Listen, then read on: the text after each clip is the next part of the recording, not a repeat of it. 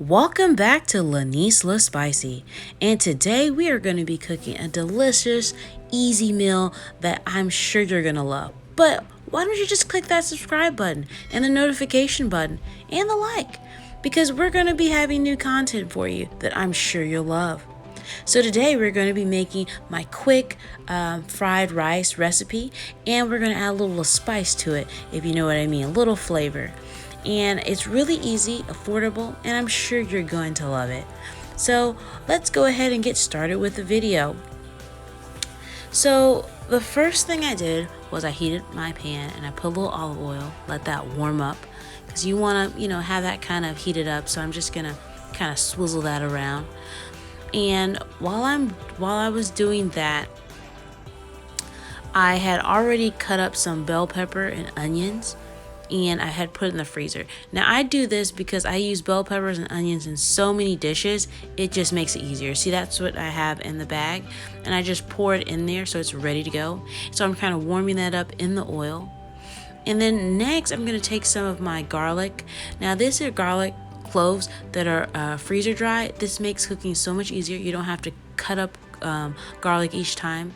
You can just put it in the dishes and it tastes really good. It brings out a really good flavor. So I'm just warming that up. Then I'm putting the chili flakes in there. And this is the part that's optional. It gives it a little spice, and I really like that. It makes it kind of like gives it a little kick to it. I'm just gonna warm that up in the olive oil. Next, I'm actually adding, yes, that is lunch meat. And you could use turkey, because that's what I'm using. You could use ham, whatever you have in your fridge, because that's basically what a stir fry is. Well, sorry, not stir fry, but fried rice. You're using what you have. And so I just tore up a couple pieces of lunch meat, and I'm heating it up with those different ingredients to give it like lots of flavor. And by this time my kitchen was smelling so good right now. It was smelling amazing. The garlic, the peppers, that's just a great combination. Next, I'm adding some egg whites, because that's what I had in my fridge, but you can add eggs, just regular whole eggs. I just did that because that's what I had. And you want to just let it cook, because you're going to kind of try to get a scrambled egg type of, that's how you want your eggs to be, that type of texture you're going for, is you want scrambled eggs. So that's what I'm doing. I'm just, mixing it up. All the flavors are starting to come together. It's smelling so good. I mean, you really could stop right there and eat that, and you'd probably be like, this is so good, put that on some toast. But we are not there yet. We're going to take this up a whole notch. We're going to keep cooking all these ingredients, getting all the flavors together. And then we're going to go ahead and add some broccoli that I steamed. You can use frozen broccoli. That's what I did, and I steamed it. Or you can use fresh broccoli and you can steam it on your oven, whichever works for you. But this is just keeping this meal simple. The next thing I have is some brown rice, which I had cooked beforehand, and I'm just adding that to the mixture now too. And you can use jasmine rice, you can use any rice you want. I'm just using brown rice because, again, I'm really trying to be healthy in some of the decisions I make, in my food choices. So I'm just mixing all those flavors together. It is smelling so good. But you're probably saying, LaNise, you haven't added any salt.